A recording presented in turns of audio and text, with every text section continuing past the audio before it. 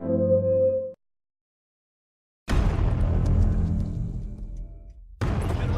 I heard about what we were doing, it's like, yeah, we're doing this coast-to-coast race called The Run. I was like, got it.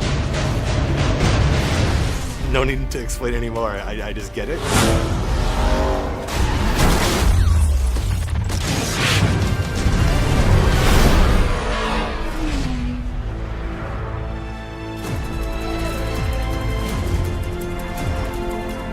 Past Need for Speed games have typically taken place in a fictional city.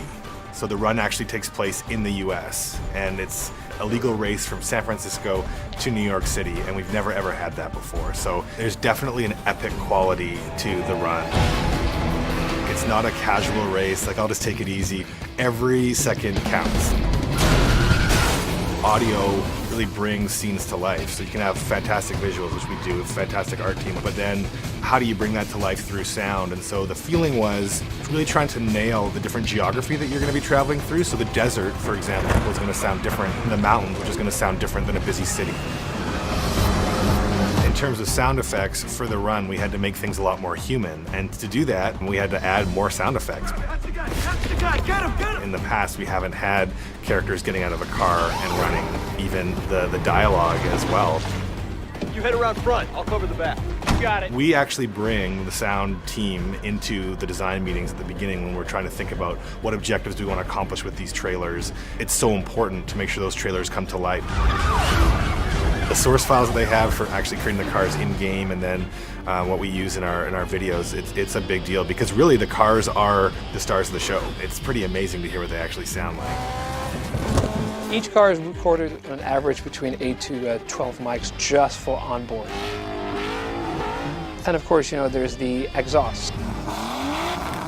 95% of our effort goes into that last 10 to 20% of making it a believable experience. We have such great audio engineers and fantastic sounds that really capture the power and the feel of the cars. If you've got a computer that can process that, you're going to get the full experience. And if you've got substandard equipment, the experience is still going to be fun, but it's not going to quite be what it could.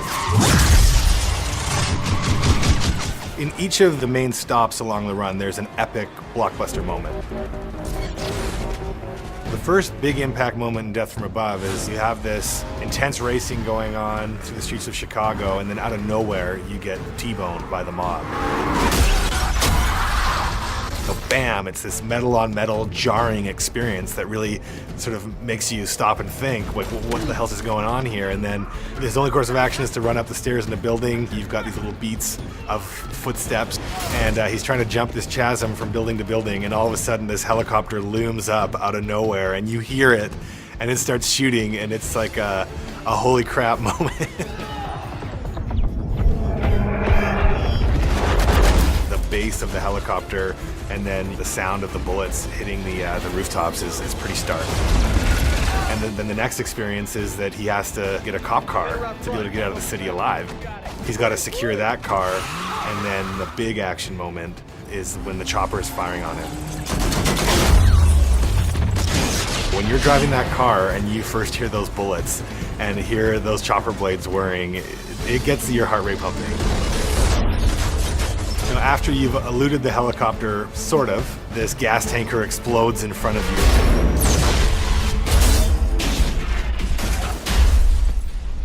And then it's quiet.